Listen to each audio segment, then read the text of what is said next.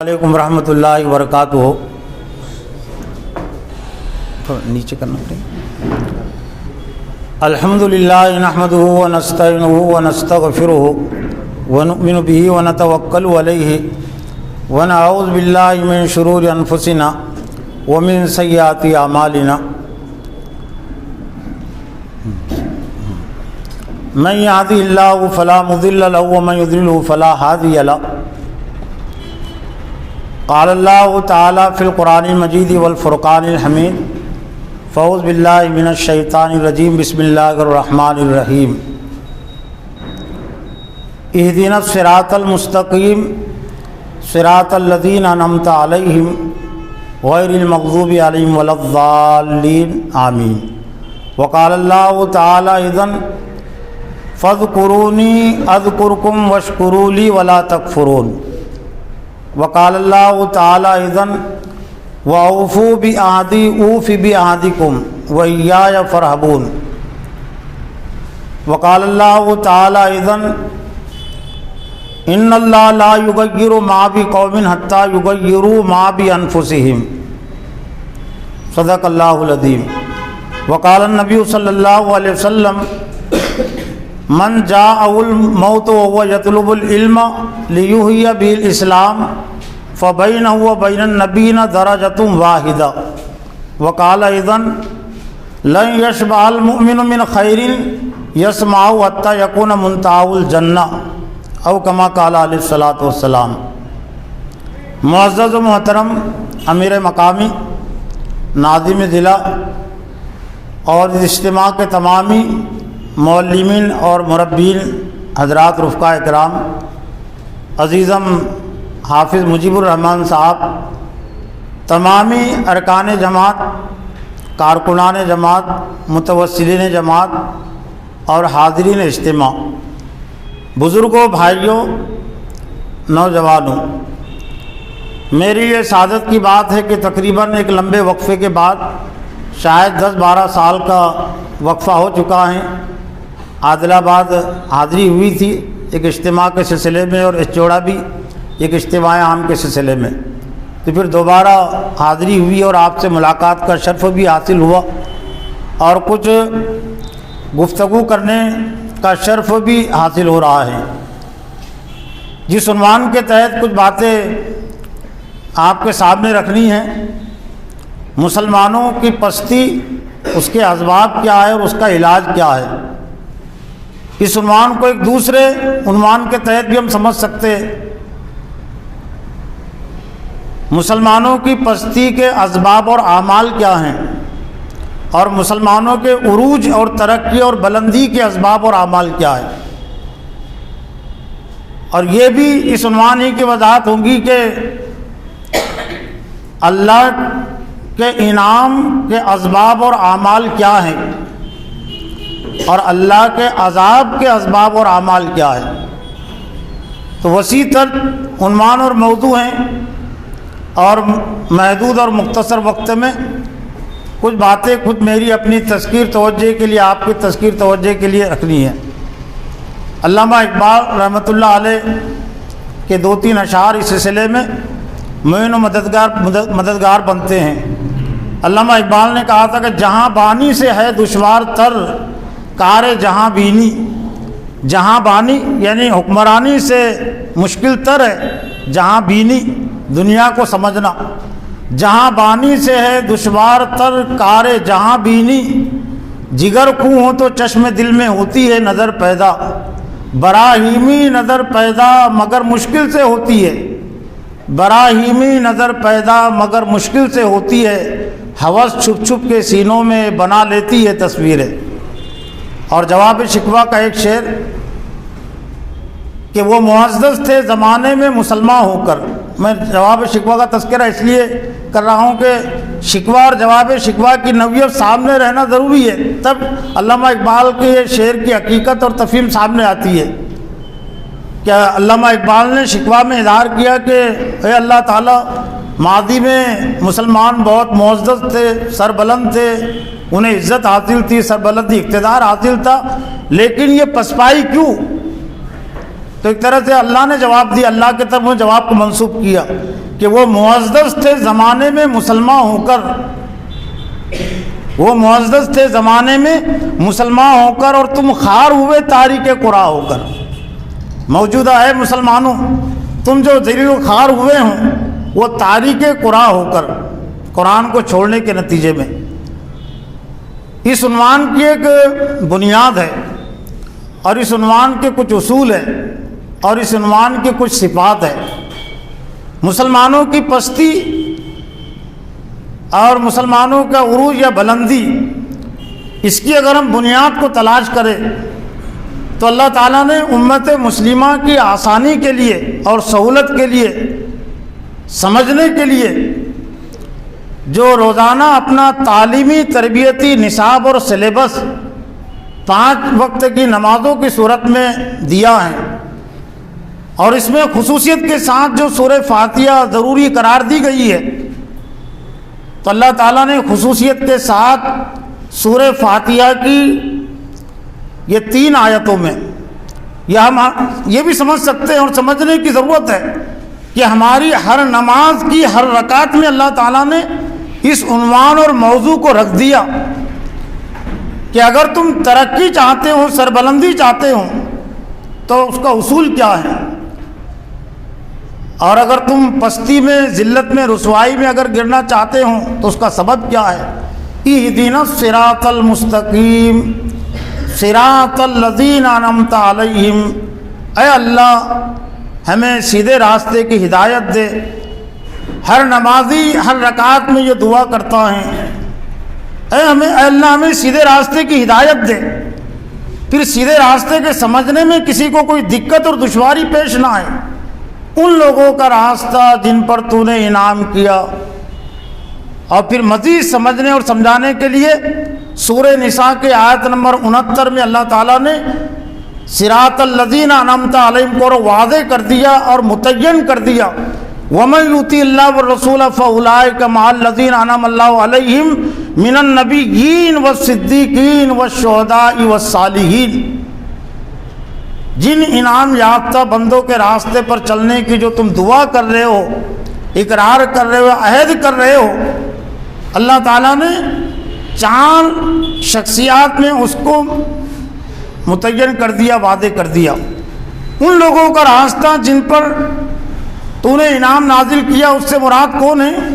انبیاء، صدیقین، شہداء اور صالحین۔ اب ہماری ترقی کا جو راستہ ہے، چاہے وہ فکری ترقی ہو، علمی ترقی ہو، عملی ترقی ہو، سیاسی ترقی ہو، وہ یہ 4 قسم کی شخصیات کے راستے کی اتباع اور پیروی میں جڑی ہوئی ہے، اور یہ ہماری نماز کی دعوت ہے۔ اور ہم نے خود یہ دعا مانگی ہے۔ اب بات چھوٹی نہیں رہی نا، بات بہت بڑی ہو گئی کہ ہر نمازی نے ہر رکعت میں اپنے اوپر انبیاء کے راستے کی اتباع اور پیروی، صدیقین کے راستے کی اتباع اور پیروی، شہداء اور صالحین کے اتباع کے راستے کی پیروی کو لازم کر لیا۔ اب اگر وہ انبیاء کے راستے کو نہیں سمجھتا ہے، صدیقین اور شہداء اور صالحین کے راستے کو نہیں سمجھتا ہے، تو کسی مفتی کی بات کا انکار نہیں کر رہا ہے، کوئی فرق نہیں پڑتا۔ مفتی کی باتیں صحیح بھی ہوتی ہے، غلط بھی ہوتی ہے۔ وہ کسی جماعت کی پالیسی کا انکار نہیں کر رہا اور کوئی فرق نہیں پڑتا، جماعت کی پالیسی صحیح بھی ہوتی ہے، غلط بھی ہوتی ہے۔ وہ اپنی نماز کی پالیسی کی خلاف ورزی کر رہا ہے، اور وہ عہد اور وہ پیمان جو اس نے اللہ کے گھر میں کھڑے ہو کر کیا ہے حالت نماز میں۔ اب ہر نمازی کو دیکھنا چاہیے کہ کتنے نمازیوں نے انبیاء، صدیقین، شہداء اور صالحین کے راستے کو جاننے کی، سمجھنے کی کوشش کی۔ عمل تو آگے کی چیز ہے۔ جب ہم کو انبیاء کا راستہ معلوم نہیں ہے، صدیقین اور شہداء اور صالحین کا راستہ معلوم نہیں ہے، تو ہم اتباع اور پیروی کیسے کر سکیں گے؟ تو ایک طرح سے ہماری جو سربلندی کی جو بنیاد ہے، امت مسلمہ کی پستی کا جو اصل علاج ہے، وہ یہ 2 آیتوں میں، اہدنا الصراط المستقیم صراط الذین انعمت علیہم۔ پستی کا سبب کیا ہے؟ وہ بھی اللہ نے نماز میں رکھ دیا، غیر المغضوب علیہم ولا الضالین۔ ان لوگوں کا راستہ نہیں جن پر تیرا غضب نازل ہوا، عذاب نازل ہوا، اور جو راستے سے بھٹکے ہوئے ہیں۔ اور تمام مفسرین نے اس آیت کے تفسیر میں بات لکھی، اس سے مراد ہے یہود و نصارہ، مشرکین، منافقین، مفسدین، اور قیامت تک جتنے بھی بے دین نظریات اور شخصیات پیدا ہوں گی، اور جتنے بھی بے دین پارٹیاں ہیں، بے دین جماعتیں ہیں، وہ سب کے سب یا تو مغضوب میں آتی ہے یا ضالین میں آتی ہے۔ مولانا سید ابو العلا مودودی رحمۃ اللہ علیہ کو کوئی شوق نہیں تھا کمیونزم کی مخالفت کا، ان کی نماز نے ان کو مجبور کیا تھا۔ کانگریس کی ناراضی مخالفت، مسلم لیگ کی ناراضی مخالفت مول لینے کا مولانا مودودی رحمۃ اللہ علیہ کی جماعت اسلامی کو شوق نہیں تھا، اور نہ آج ہے۔ ہر نماز مجبور کرتی ہے کہ ہم غیر المغضوب علیہم ولا الضالین کے راستے سے بچے، اپنے آپ کو بچائے اور امت کو بھی بچانے کی، لوگوں کو بچانے کی کوشش کرے، اس لیے کہ یہ وہ عہد ہے جو دن میں سے ہم 5 مرتبہ اللہ کے گھر میں کھڑے ہو کر کرتے ہیں، غیر المغضوب علیہم ولا الضالین۔ ان لوگوں کے راستے پر ہم نہیں چلنا چاہتے اور نہیں چلیں گے جن پر تیرا غضب نازل ہوا، جن پر اللہ کا عذاب نازل ہوا، اور جو راستے سے بھٹکے ہوئے ہیں۔ ہر وہ فرد اور ہر وہ پارٹی اس میں آتی ہیں جس کی پالیسی قرآن و حدیث کے مطابق نہیں ہے۔ تو اب ایک مسلمان اور ایک نمازی کو 100 مرتبہ سوچنا پڑے گا نا، غیر مسلم لیڈر کے پیچھے چلنے کے سلسلے میں، بے دین مسلم لیڈر کے چلنے کے سلسلے میں، بے دین مسلم پارٹی ہو یا غیر مسلم پارٹی ہو، اس کی اتباع اور پیروی کے سلسلے میں 100 مرتبہ سوچنا پڑے گا اسے، اور 100 مرتبہ سوچنے کے بعد بھی اس کی نماز اس کی اجازت نہیں دے سکتی، اس لیے کہ نماز نے پابند کر دیا۔ یہ اس کی بنیاد ہے۔ اصولی باتیں اس سلسلے میں کون سی ہو سکتی ہے؟ تو اصولی بات کو سمجھنے اور سمجھانے کے لیے قرآن مجید میں اللہ تعالیٰ نے سورہ بقرہ کے 5ویں رکوع میں، جہاں سے 5واں رکوع شروع ہوتا ہے، پہلے پارے کا 5واں رکوع بھی کہہ سکتے ہیں، سورہ بقرہ کی آیت نمبر 41، بنی اسرائیل کو خطاب کر کے اللہ تعالیٰ نے کہا کہ تو بنی اسرائیل جو پستی میں پڑی، تو بنی اسرائیل کے جرائم اور ان کی نافرمانیوں کو اللہ نے بیان کیا۔ یا بنی اسرائیل اذکروا نعمتی التی انعمت علیکم واوفوا بعہدی اوف بعہدکم وایای فارہبون۔ یہ ایک اصولی آیت اور اصولی بات مسلمانوں کی پستی اور مسلمانوں کے عروج کے سلسلے میں کہ وہ اے بنی اسرائیل میری نعمت کو یاد کرو جو میں نے تم پر کی ہے، اور اسی مناسبت سے امت مسلمہ کو اب اللہ تعالیٰ نے اس مقام پر فائز کیا جو ہم سے پہلے بنی اسرائیل فائز تھی۔ اب اللہ نے بنی اسرائیل کو تو معذول کر دیا ان کی نافرمانی کی وجہ سے، اب قیامت تک کے لیے امت مسلمہ فائز ہے، ہم فائز ہیں۔ کنتم خیر امت اخرجت للناس تأمرون بالمعروف تنہون عن المنکر، کہ تم بہترین امت ہو، تمہیں لوگوں کے لیے برپا کیا گیا۔ تو اصولی بات کیا ہے اللہ کی؟ اوفوا بعہدی اوفی بعہدکم، صاف اور سیدھی بات نا، کہ تم نے مجھ سے جو عہد کیا، وعدہ کیا اطاعت اور بندگی کا، وہ پورا کرو۔ اوفی بعہدکم، تو میں نے تم سے جو وعدہ کیا سربلندی کا، عزت کا، سرخروئی کا، تو میں اپنا وعدہ پورا کروں گا۔ تو ہم بھی اللہ تعالیٰ سے عہد اور وعدہ کرتے ہیں۔ ایک وعدہ اور عہد تو ہم نے اسلام میں داخلے کے ساتھ کیا ہے، لا الہ الا اللہ محمد الرسول اللہ، لیکن اللہ تعالیٰ نے اس پر اکتفا نہیں کیا، اس لیے کہ ابلیس ہمارے ساتھ لگا ہوا ہے، ہمارے دل تک پہنچ جاتا ہے بغیر نظر آئے ہوئے، اور یہ بے دینی کا جو ماحول ہے، تو یہ ماحول اس عہد کو وہ دھندلا کرتے رہتا ہے، پردہ ڈالتے رہتا ہے، غفلت اور بے حسی۔ تو اللہ تعالیٰ نے 5 وقت کے لازمی اجتماع میں اس کو شامل کر دیا۔ جماعت اسلامی نے صرف مہینے میں 4 اجتماعات لازمی قرار دیے، دعوتی، تربیتی، تنظیمی، احتسابی، لیکن امت مسلمہ پر اللہ تعالیٰ نے 5 اوقات کے اجتماعات فرض قرار دیے۔ یہ نماز فجر صرف نماز نہیں، اجتماع فجر ہے، نماز ظہر صرف نماز ظہر نہیں، وہ اجتماعی ظہر ہے، وہ اجتماعی عصر ہے، اجتماعی مغرب اور اجتماعی عشاء ہیں۔ تو 5 اوقات کے جو لازمی اجتماعات ہے، تو لازمی اجتماعات میں اللہ تعالیٰ نے اس آیت کو تازہ کر دیا، ایاک نعبد و ایاک نستعین کے ذریعے سے، کہ ہم تیری عبادت کرتے ہیں اور تجھی سے ہم مدد چاہتے ہیں۔ تو اوفو بھی عہدی اوفی بھی عہدکم، تم نے مجھ سے جو عہد کیا وہ وعدہ، وہ عہد پورا کرو۔ تو میرا جو عہد اور تم سے وعدہ ہے سربلندی کا، عزت کا، تو میں اپنے اس عہد اور وعدے کو پورا کروں گا۔ پھر سورہ بقرہ ہی میں اللہ تعالیٰ نے، سورہ بقرہ کی آیت نمبر 152 میں اللہ تعالیٰ نے امت مسلمہ کے ایک طرح سے عروج اور زوال کی ایک اہم بنیاد یا ایک اہم اصول اس کو بیان کیا، فَاذْكُرُونِي أَذْكُرْكُمْ وَاشْكُرُوا لِي وَلَا تَكْفُرُونَ، 2 اور 4 جسے کہتے، صاف اور سیدھی بات کہ تم مجھے یاد رکھو میں تمہیں یاد رکھوں گا۔ اب اللہ نے اس کا فیصلہ ہم پر چھوڑ دیا کہ ہم کتنا چاہتے ہیں کہ اللہ ہم کو یاد رکھے، اللہ نے ہم پر فیصلہ چھوڑ دیا۔ تم مجھے، یہ صرف وہ ذکر کی بات نہیں جو تصور خانقاہ عنوان سے مشہور و معروف امت مسلمہ میں وظیفے کے نام سے اور کچھ ورد کے نام سے، یہ اس ذکر کی بات نہیں، یہ اللہ کے احکام کی یاد دہی کی بات ہے اور ہر وقت کی یاد دہی کی بات ہے، یہ اللہ کی مرضی کو یاد رکھنے کی بات ہے۔ فَاذْكُرُونِی، اس لیے صحیح مترجمین نے اس کا ترجمہ کیا کہ میری مرضی کو یاد رکھو، میرے منشا کو یاد رکھو، میرے حکم کو یاد رکھو۔ فَاذْكُرُونِی کا مطلب یہی ہے، اور ذکر کا صحیح مفہوم بھی واضح ہو جاتا ہے اسی آیت کے ذریعے سے۔ جس ذکر کی تلقین اللہ تعالیٰ نے کی ہے تو وہی ذکر اللہ تعالیٰ نے اپنے لیے تجویز کیا ہے، اذکرکم، میں تمہارا ذکر کروں گا۔ تو کیا میں یہ توقع رکھوں گا کہ میرا نام اگر کلیم ہے تو یا اللہ یا کلیم کہتا ہوں گا، کسی کا نام عبد الکریم ہے تو اللہ تعالیٰ یا عبد الکریم کہتا ہوں گا، اور نام کے کہنے سے کیا فرق پڑتا ہے، کیا فائدہ؟ میں تمہاری مرضی کو یاد رکھوں گا، میں تمہاری عزت کا خیال رکھوں گا، میں تمہاری کامیابی کا خیال رکھوں گا، لیکن شرط یہ ہے کہ فَاذْكُرُونِی، تم میری مرضی کا یاد رکھو، میرے حکم کو تم یاد رکھو، اذکرکم، تو میں تمہیں یاد رکھوں گا۔ اور امت مسلمہ کی تاریخ بتاتی ہے کہ جب تک امت مسلمہ نے اللہ کو یاد رکھا اور جتنا یاد رکھا تو اللہ تعالیٰ نے اتنا امت مسلمہ کو بھی یاد رکھا۔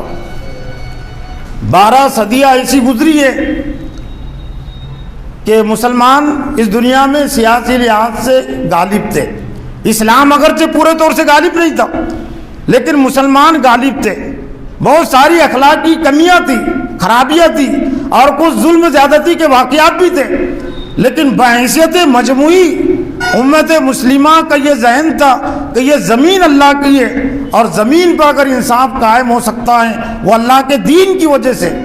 انہوں نے کسی دوسرے نظریے اور کسی دوسرے دین پر اپنا عقیدہ نہیں جمایا تھا اسلام کے علاوہ، تو اس کے نتیجے میں اللہ تعالیٰ نے 12 صدیوں تک امت مسلمہ کو غالب کیا تھا، اور خود ہندوستان میں بھی سیاسی لحاظ سے اللہ تعالیٰ نے امت مسلمہ کو 1000 سال 9000 سال تک غالب کیا، وہ اللہ کسی پالیسی کے نتیجے میں تھا۔ فَاذْكُرُونِی أَذْكُرْكُمْ، تم مجھے یاد رکھو میں تمہیں یاد رکھوں گا۔ لیکن آج جو صورتحال ہے، آج سب سے زیادہ مسلمان اگر کسی شعبے میں ذلیل ہے، رسوا ہے، بے بس ہے، کمتر ہے، لاچار ہے، تو وہ ہے شعبہ سیاست۔ کیوں اس میں ذلیل اور رسوا ہیں؟ سب سے زیادہ اگر دین کو نظر انداز کیا گیا، اللہ کے حکموں کو اگر نظر انداز کیا گیا ہو تو وہ ہے میدان سیاست کا شعبہ۔ تجارت میں کچھ حد تک مسلمان پوچھ لیتے ہیں حلال و حرام سے متعلق، تو اس میں اتنی ذلت و رسوائی نہیں ہے، نکاح میں بھی پوچھ لیتے ہیں، تعلیم میں بھی پوچھ لیتے ہیں، حلال و حرام کے احکام میں کچھ پوچھ لیتے ہیں، لیکن شعبہ سیاست اور میدان سیاست سے متعلق امت مسلمہ میں پوچھنے کا جذبہ بھی ختم ہو گیا کہ کون سی سیاست جائز اور حلال ہے اور کون سی سیاست ناجائز اور حرام ہے۔ مولانا مودودی رحمۃ اللہ علیہ کی یہی خوبی تھی اسلامی لحاظ سے، اور دوسروں کی نظر میں مولانا مودودی کا یہی جرم تھا کہ مولانا مودودی نے اور جماعت اسلامی نے امت میں یہ خیال پیدا کیا، سوچ پیدا کی کہ سب سیاست صحیح اور جائز نہیں ہے، بہت ساری سیاستیں اور زیادہ تر سیاستیں وہ حرام ہوتی ہے، وہ ناجائز ہوتی ہے، وہ طاغوت کا حصہ ہوتی ہے، وہ شرک کا حصہ ہوتی ہے۔ اس کی حمایت کرنا، اس کا ساتھ دینا ایک مسلمان کے لیے، کلمہ گو کے لیے جائز نہیں ہے۔ تو مولانا مودودی پر پارٹیاں پل پڑی، حکومتیں پل پڑی، لیکن کسی کی مخالفت سے اور کسی کی دشمنی سے اہل حق کا ہوتا کیا ہے؟ اگر مار بھی دیے جائے، موت بھی اگر ان کی ہو جائے، تو وہ اتنے محترم، اتنے معزز ہیں کہ قرآن مجید میں اللہ تعالیٰ نے فرما دیا وَلَا تَقُولُوا لِمَن يُقْتَلُ فِي سَبِيلِ اللَّهِ أَمْوَاتٌ بَلْ أَحْيَاءٌ وَلَٰكِن لَّا تَشْعُرُونَ۔ خبردار آگاہ رہو، ان لوگوں کو یہ بھی مت کہو جو اللہ کے راہ میں قتل کر دیے گئے کہ مر گئے کہنا بھی توہین ان کے حق میں۔ وہ زندہ ہیں لیکن تو سمجھتے نہیں، اس لیے شہادت کی اصطلاح ادا کی گئی کہ اللہ کے راہ میں شہید ہوئے۔ تو خیر اتنی ساری طاقتیں اور قوتیں مل کر بھی ان کو قتل نہیں کر سکتی۔ شہادت وہ اگر ہوتی بھی تو وہ تو معزز چیز تھی، لیکن اللہ تعالیٰ جس کو شہادت کا مقام دینا چاہتا ہے اس کو دیتا ہے، جس کو آخر عمر تک رکھنا چاہتا ہے اللہ تعالیٰ اس کو رکھتا ہے۔ تو ان کی جو 76 سال کی عمر ہوئی، 76 سال کی عمر میں سے نہ کمیونزم ایک دن کم کر سکا اور نہ فوجی حکومت کم کر سکی پاکستان کی۔ پھانسی کی سزا کا اعلان کرنے کے بعد بھی دین زندگی کا ایک دن کم نہیں کر سکی، اور نہ مسلم لیگ کم کر سکی مخالفت کے باوجود، اور نہ کانگریس ان کی زندگی کا ایک دن کم کر سکی، نہ عزت گھٹا سکی۔ تو یہ اللہ تعالیٰ کی سنت ایک یہ بھی ہے، یہ وہ مسلمانوں کا عروج اور زوال جو ہے تو اللہ تعالیٰ کی سنت سے، اللہ کی پالیسی سے بھی جڑا ہوا ہے۔ اور اللہ تعالیٰ کی جو پالیسی ہے سورہ فاطر میں اللہ تعالیٰ نے بہت ہی تاکید کے ساتھ بیان کر دیا وَلَن تَجِدَ لِسُنَّتِ اللَّهِ تَبْدِيلًا وَلَن تَجِدَ لِسُنَّتِ اللَّهِ تَحْوِيلًا۔ تم ہرگز اللہ کے طریقہ کار میں، عام فہم لفظوں میں اس کو پالیسی کہتا ہوں، اس لیے لوگ پالیسی کا لفظ زیادہ سمجھتے اس کو اہمیت دیتے ہیں کہ ہماری جماعت کی یہ پالیسی ہے، ہماری پارٹی کی ایک پالیسی ہے۔ اور یہ بھی سبھی جانتے ہیں کہ جماعت کے اور پارٹی کے تمام ممبران کے لیے اس پارٹی کی پالیسی کو ماننا اور اس سے جڑنا ضروری ہے۔ اور یہ بھی سب اچھی طرح سمجھتے ہیں کہ جماعت کی اور پارٹی کی حمایت اور تائید ممبران کو اسی وقت تک حاصل رہتی ہے اور رہنا چاہیے جب تک کہ ممبران اور ارکان وہ جماعت اور پارٹی کی پالیسی سے جڑے رہے۔ اصولی بات ہے نا یہ کہ پارٹی نے، جماعت نے اسی وقت تک حمایت کرنا چاہیے، تائید کرنا چاہیے جب تک کہ ارکان اور ممبران پارٹی کی پالیسی سے جڑے ہوئے ہیں۔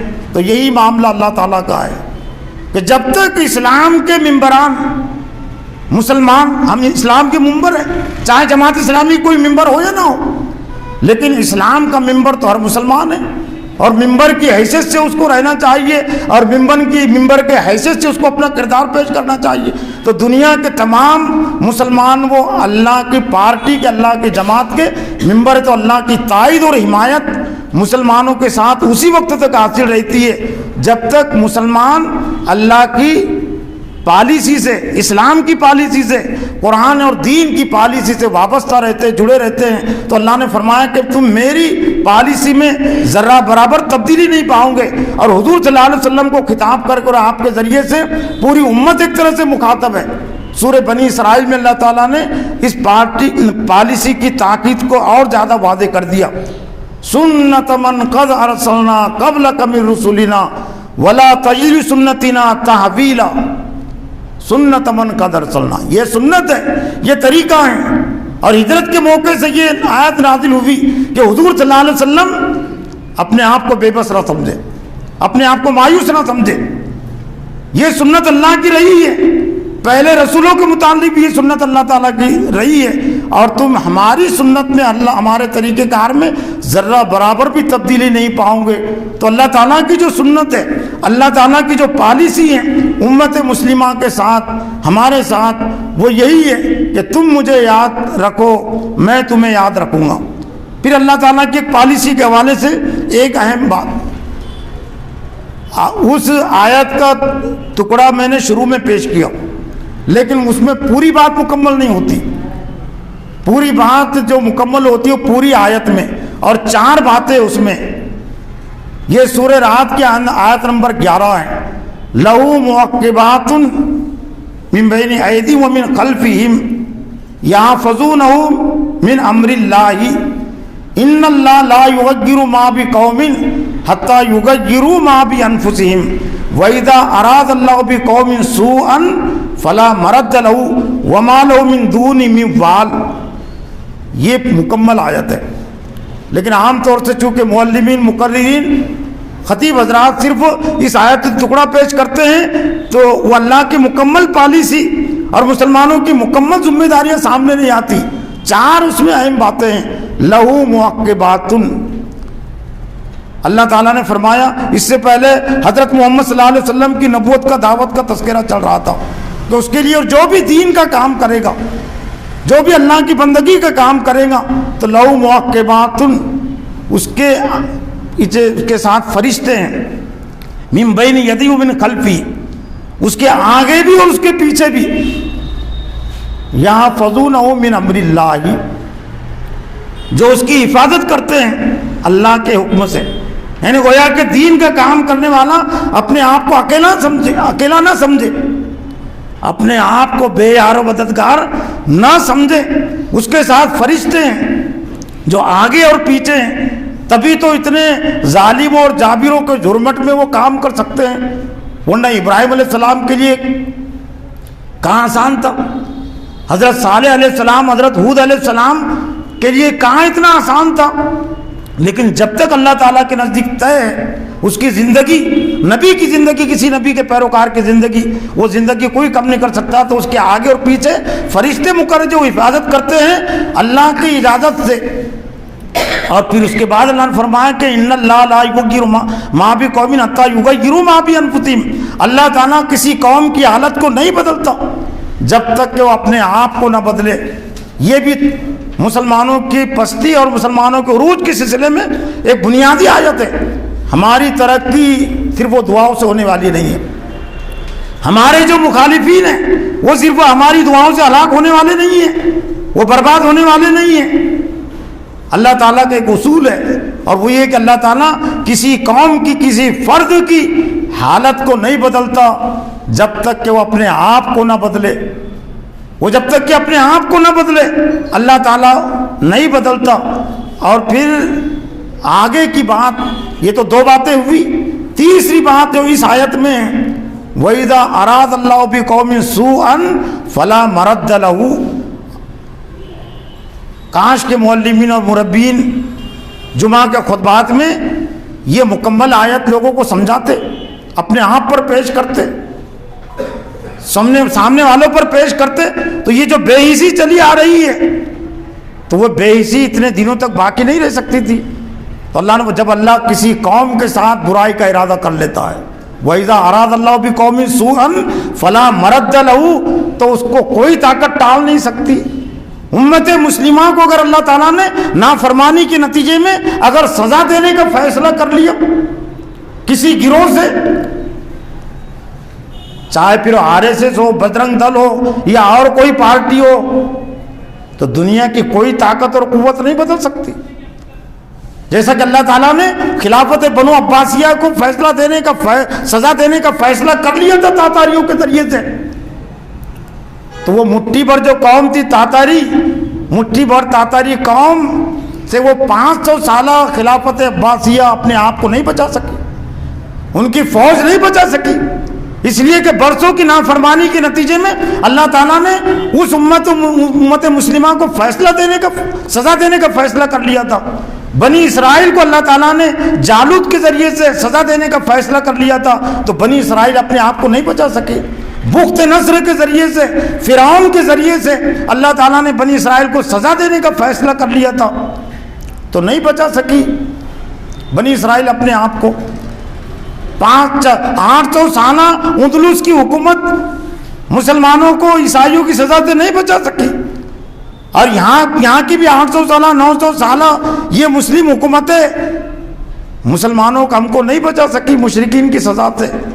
وَإِذَا أَرَادَ اللَّهُ بِقَوْمٍ سُوءًا فلا مرد لہ، جب اللہ کسی قوم کو اس کی نافرمانی کے نتیجے میں، سرکشی کے نتیجے میں سزا دینا چاہتا ہے، برائی کا فیصلہ کر لیتا ہے، تو کوئی طاقت اس کو ٹال نہیں سکتی۔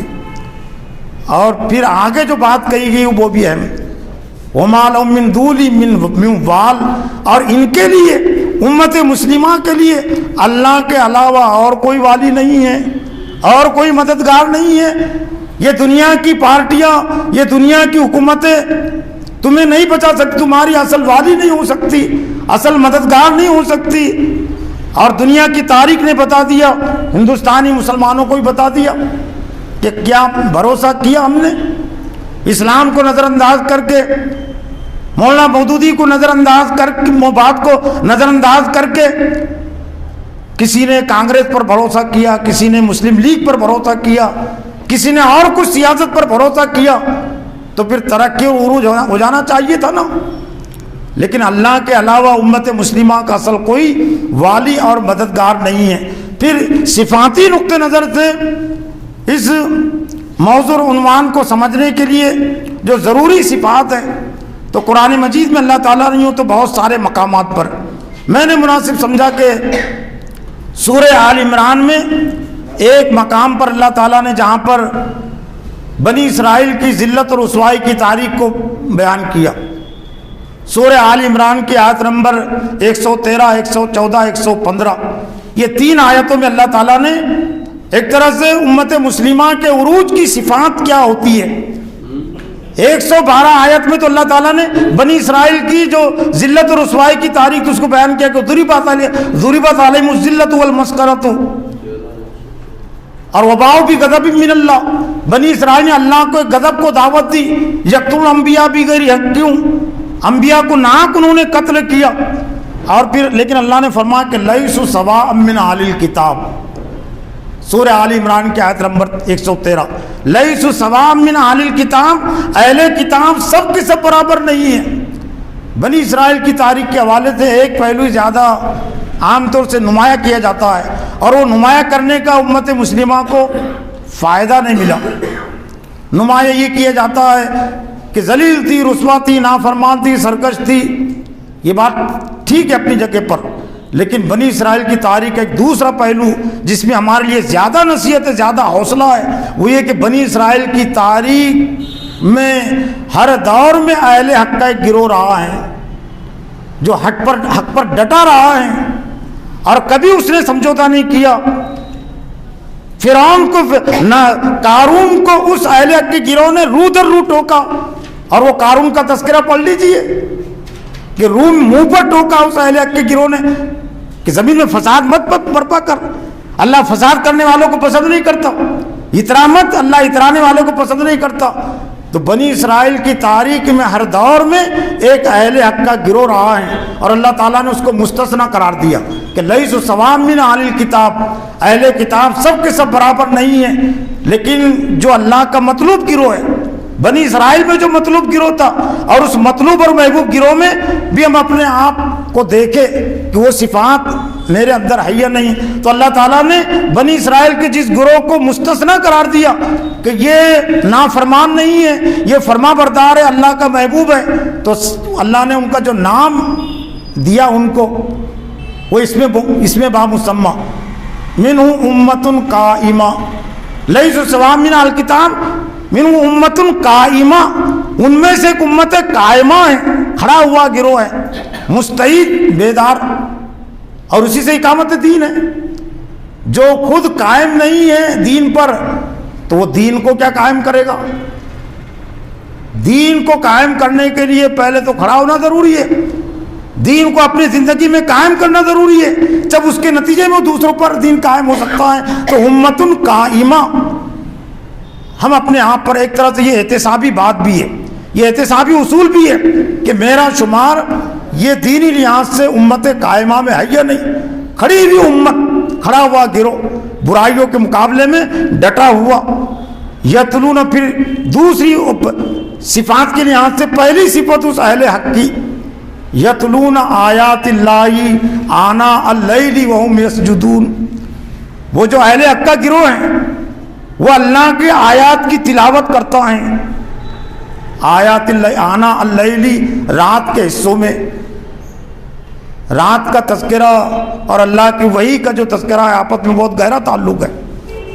حضرت موسیٰ علیہ السلام کو اللہ تعالیٰ نے جو کوہ طور پر بلایا تھا تو ہم نے وعدنا ثلاثین لیلۃ واتممنا بعشر، دن بھی تھے نا اس میں، لیکن ایسا لگتا ہے کہ وہی الہی میں اللہ کی کتابوں میں اور رات میں بہت گہرا تعلق ہے، تعلیم اور تربیت کے لحاظ سے، اثر کے لحاظ سے، ورنہ اس کی توجیہ اب کیا کریں گے؟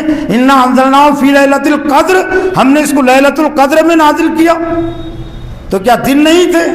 دن بھی تھے، لیلۃ رات کا موقع زیادہ اس کے لیے مؤثر ہے، مفید ہے، اور یہی وجہ ہے کہ جو 5 اوقات کے اجتماع تھے یا جو 5 ہماری نمازیں ہیں تو ان میں سے وہ نمازیں جو رات سے تعلق رکھتی ہیں ان میں قرات جہری رکھی گئی ہے، مغرب میں، عشاء میں اور فجر میں، چونکہ رات سے اس کا تعلق ہے نا، تاکہ مقتدی حضرات امام کی قرات کو سنیں اور اپنے ذہن اور دماغ پر اس کا اثر وہ لے۔ ظہر کی نماز، عصر کی نماز چونکہ دن میں ہے اس لیے اس میں قرات خاموشی رکھی گئی، لیکن رات کی نمازوں کی قرات وہ جہری رکھی گئی ہے۔ یتلون آیات اللہ آناء اللیل، اس اہل حق کے گروہ کی پہلی صفت، یا ہم یوں بھی کہہ سکتے ہیں کہ جو گروہ بلندی چاہتا ہے، جو پستی سے نکلنا چاہتا ہے، تو پستی سے نکلنے والوں کی سب سے پہلی ذمہ داری اور پہلی صفت آیت الہی اللہ کے کلام کو پڑھنا ہے، اور اس میں بھی خاص طور سے رات کا وقت، آنا اللیل وہم یسجدون، اور وہ سجدہ ریز ہے۔ سجدہ ریز یہ صرف نماز کے سجدے کی بات نہیں ہے، یہ اس سجدے کی بات ہے جس کا علامہ اقبال نے ایک شعر میں تذکرہ کیا کہ وہ ایک سجدہ جسے تو گرا سمجھتا ہے 1000 سجدوں سے دیتا ہے آدمی کو نجات۔ وہ ایک سجدہ، وہ تو ہر رکعت میں 2 سجدے ضروری ہے نا، لیکن ایک سجدہ اللہ کے سامنے جھکنا، ایک کے سامنے جھکنے کی بات، وہ ایک سجدہ جسے تو گرا سمجھتا ہے، بھاری سمجھتا ہے، لیکن اس ایک ذات کے جھکنے میں وہ تاثیر ہے اور وہ طاقت اور قوت ہے کہ ہزاروں کے سامنے جھکنے سے نجات مل جاتی ہے۔ نہ امریکہ کے سامنے جھکنا پڑتا ہے، نہ برطانیہ کے سامنے جھکنا پڑتا ہے، نہ کسی اور حکومت کے سامنے جھکنا پڑتا ہے، لیکن جو اللہ کے سامنے نہیں جھکا تو سب کے سامنے جھکنے کے باوجود کوئی مطمئن ہوتا ہی نہیں۔ امریکہ بھی مطمئن نہیں ہے جو جھک رہے ان سے بھی، یہ ہندوستانی حکومت بھی مطمئن نہیں ہے کہ تم ابھی تو اصل راشٹریہ دھارے میں، تم ملکی دھارے میں آئی نہیں، پوری زندگی انہوں نے لگا دی ملک کی خدمت کے لیے، وفاداری کے لیے، لیکن پھر بھی شکوہ یہ ہے کہ نبی مسلمان ملک کی دھارے میں شامل ہی نہیں ہوئے۔ تو یہ کیا ہے؟ وہ ایک سجدہ جسے تو گرا سمجھتا ہے 1000 سجدوں سے دیتا ہے آدمی کو نجات، ہزاروں کے سامنے جھکنے سے نجات مل جاتی ہے۔ وہم یسجدون، وہ سجدہ ریز ہوتے ہیں۔ اور پھر اس کے بعد جو ان کی صفت ہے، یؤمنون باللہ والیوم الآخر ویأمرون بالمعروف وینہون عن المنکر، امت قائمہ، وہ گروہ جس کو اللہ تعالیٰ نے مستثنی قرار دیا اپنی ناراضی سے، اپنے غضب اور عذاب سے، وہ اللہ پر ایمان لاتے ہیں، آخرت پر ایمان لاتے ہیں اور بھلائی کو حکم دیتے ہیں اور برائی سے روکتے ہیں۔ اور اہم صفت یہ ہے کہ وہ یسارعون فی الخیرات، وہ بھلائی کے کاموں میں وہ جلدی کرتے ہیں، وہ انتظار نہیں کرتے کہ فلاں کرے گا، فلاں جماعت کرے گی، فلاں ذمہ دار کرے گا تو میں اس کے بعد کروں گا، نہیں، جلدی کرتے، وہ تاخیر نہیں کرتے۔ یسارعون فی الخیرات، خیر کی جمع ہے خیرات، جتنے بھلائی کے کام ہیں ان بھلائی کے کاموں میں یہ سرگرم رہتے ہیں، یہ پیش رہتے ہیں، آگے رہتے ہیں، کوئی کرے یا نہ کرے لیکن مجھ کو کرنا ہے، کوئی جنت میں جائے یا نہ جائے لیکن مجھ کو تو جانے کی کوشش کرنی ہے، کوئی جہنم سے بچے یا نہ بچے لیکن پہلے تو مجھ کو بچنے کی فکر اور کوشش کرنی چاہیے۔ یسارعون فی الخیرات وما یفعلوا من خیر فلن یکفروہ، اور پھر اہم جو بات کہی گئی ان میں یہ کہ جو کچھ بھی تم بھلائی سے کرو گے، بھلائی کے کاموں میں سے تم کرو گے، فلن یکفروہ، تو ہرگز ناقدری اور ناشکری نہیں کی جائے گی۔ اس میں بھی ایک غلط سوچ کا جو شیطان ڈالتے رہتا ہے کہ میں اتنے کام کر رہا ہوں لیکن کوئی تعریف کرتا ہی نہیں، کوئی میرا نام لیتا ہی نہیں، اور میری کوششوں کا نہ گھر میں کوئی نتیجہ ہے، محلے میں کوئی نتیجہ ہے، ملک میں کوئی نتیجہ ہے، تو بہت سارے لوگ مایوس ہو کر بیٹھ جاتے ہیں، کام کو چھوڑ دیتے ہیں۔ اس کیوں چھوڑ دیتے ہیں؟ دلیل ہوتی ہے کہ کوئی مان ہی نہیں رہا، کوئی قبول ہی نہیں کر رہا۔ وما یفعلوا من خیر فلن یکفروہ، اللہ نے اس کا جواب دیا، اس وسوسے کا حل پیش کیا جو شیطانی وسوسہ ہے، جو نفس کا وسوسہ ہے۔ تم جو کچھ بھی بھلائی کے کاموں میں سے کرو گے فلن یکفروہ، تو ہرگز ہرگز تمہاری ناشکری ناقدری نہیں کی جائے گی۔ تو گویا کہ یہ 7 صفات ہیں جو ہمیں تنزلی سے پستی سے نکال سکتی ہیں اور بلندی کی طرف ہم کو لے جا سکتی ہے۔ پھر سورہ مائدہ میں ایک مقام پر اللہ تعالیٰ نے، وہی اللہ تعالیٰ اپنی محبوب جماعت کا کردار، محبوب جماعت کی صفات، 6 صفات یہاں اللہ تعالیٰ نے بیان کیے۔ سورہ مائدہ کی آیت نمبر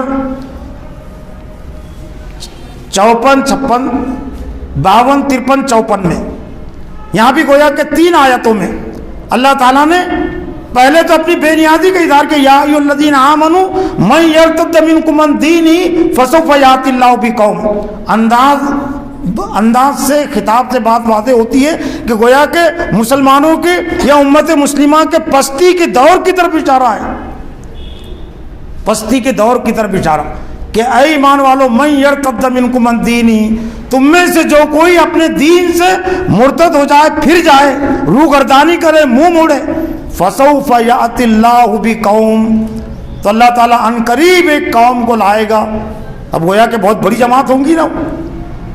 اللہ تعالیٰ نے عام مسلمانوں سے بے نیازی کا اظہار کر کے، جہاں سے یہ رکوع شروع ہوتا ہے تو وہاں سے اللہ کا یہ انداز تھا، خطاب تھا، یا ایھا الذین آمنوا لا تتخذوا اليہود والنصارى اولیاء بعضهم اولیاء بعض، اے ایمان والو تم یہود اور نصارہ کو دوست مت بناؤ، یہ آپس میں ایک دوسرے کے دوست ہیں۔ اور پھر اللہ تعالیٰ نے یہی سلسلے کو آگے بڑھاتے ہوئے کہا کہ تم میں سے جو کوئی، اے ایمان والو تم میں سے جو کوئی اپنے دین سے اعراض برتے، یعنی اپنی ذمہ داریوں کو ادا نہ کرے، تو میں تمہارا محتاج نہیں ہوں۔ فسوف یأتی اللہ بقوم، اللہ تعالیٰ نے قریب ایک قوم کو لائے گا، یحبہم ویحبونہ، اس قوم کی جو پہلی صفت اللہ تعالیٰ نے بیان کی، اللہ ان سے محبت کرے گا، ویحبونہ، اور وہ قوم و جماعت اللہ سے محبت کرنے والی ہوگی۔ لیکن اللہ کی محبت یوں ہی حاصل نہیں ہوتی۔ اللہ کی محبت کن لوگوں کو حاصل ہوتی ہے؟ صرف اشارتاً قرآن مجید کے 2 مقام سے ہم سمجھ سکتے ہیں۔ قل ان، سورہ آل عمران کی آیت ہے، قل ان کنتم تحبون اللہ فاتبعونی یحببکم اللہ ویغفر لکم ذنوبکم، اے محمد صلی اللہ علیہ وسلم آپ کہہ دیجئے کہ اگر تم اللہ تعالیٰ سے محبت کے دعوے دار ہو، کہ ہم اللہ تعالیٰ سے محبت کرنے والے ہیں یا اللہ ہم سے محبت کرنے والا ہے، فاتبعونی، تو میری اتباع اور پیروی کرو، یحببکم اللہ، اللہ تم سے محبت کرے گا۔ گویا کہ جس جماعت کو اللہ تعالیٰ ایسے مسلمانوں کے انحطاط کے دور میں، پستی کے دور میں کھڑا کرے گا، تو اس کی پہلی صفت یہ ہوں گی کہ وہ متبع رسول ہوں گی، وہ شخص رسول صلی اللہ علیہ وسلم کی اتباع اور پیروی کرنے والا ہوگا۔ اور پھر محبتی کے حوالے سے سورہ صف میں اللہ نے فرمایا کہ ان اللہ یحب الذین یقاتلون فی سبیلہ صفا کانہم بنیان مرصوص، بے شک اللہ تعالیٰ ان لوگوں سے محبت کرتا ہے جو اس کی راہ میں سب بستہ ہو کر لڑتے ہیں۔ یہ تو لڑنے کا موقع آئے گا تب آئے گا، لیکن اس سے پہلے تو ہمیں سیسا پلائی دیوار کی جماعت بننی ہوگی نا۔ مضبوط جماعت سے مضبوط لشکر وجود میں آتا ہے۔ مضبوط جماعت جب تک نہ بنے تو حزب اللہ نہیں بن سکتا، اور حزب اللہ ہمارا تعارف ہے۔ حزب اللہ جو وجود میں آتا ہے، اللہ کا لشکر، وہ ایک مضبوط جماعت کے ذریعے سے وجود میں آتا ہے۔ یحبہم یحبونہ اذلۃ علی المؤمنین اعزۃ علی الکافرین۔ تیسری اور چوتھی صفت اس مطلوب گروہ کی جس کو اللہ تعالیٰ کھڑا کرے گا، اسلام کی سربلندی کا کام وہ انجام دے گا۔ اذلۃ علی المؤمنین، وہ جماعت اور وہ گروہ مومنین کے حق میں وہ نرم ہوگی۔ عزت علی الکافرین، اور کافروں پر بھاری ہوں گی۔ ظلم کرنا، قتل کرنا الگ چیز ہے، بھاری ہونا الگ چیز ہے۔ حضرت خباب بن ارت اور حضرت بلال یہ ابو جہل ابو لہب پر بھاری تھے۔ کیوں بھاری تھے؟ طاقت تو ان کے پاس تھی، ظلم کر رہے تھے، لیکن انہوں نے ہرا دیا نا۔ حضرت خباب بن حضرت بلال نے ابو جہل کو بھی ہرا دیا اور تمام مشرکین مکہ کو ہرا دیا۔ اپنے عقیدے سے نہیں ہٹنا، یہی مضبوطی ہے نا، جمے رہنا، یہ اصل طاقت اور قوت ہے نا۔ یہ تو ناحق مارنے کی جو تاریخ رہی ہے وہ بزدلوں کی تاریخ رہی ہے. بہادروں کی تاریخ کبھی بھی قتل کرنے کی نہیں رہی. آج کے دور میں بھی وہی ظلم کرتے ہیں, وہی قتل کرتے ہیں جو ڈر و خوف کی آپ کی نفسیات میں رہتے ہیں, جو ڈرتے رہتے ہیں, جو بزدل ہیں وہی دوسروں پر ہاتھ اٹھاتے ہیں. بہادر کبھی بھی ظلم نہیں کرتے. مسلمان تو کرتے ہی نہیں, لیکن جو بہادر قومیں ہوتی ہے تاریخ میں انہوں نے بھی ظلم نہیں کیا. ہاں, ظلموں کا انتقام بدلہ لینا اور چیز ہے, وہ تو انہوں نے کیا, لیکن ظلم کرنے کی نفسیات ہر دور میں وہ کمزوروں کی رہی ہے, وہ بزدلوں کی رہی ہے. لیکن اہل ایمان کی جو صفت ہے وہ ایمان والوں کے حق میں نرم ہوتے, کافروں پر بھاری ہوتے.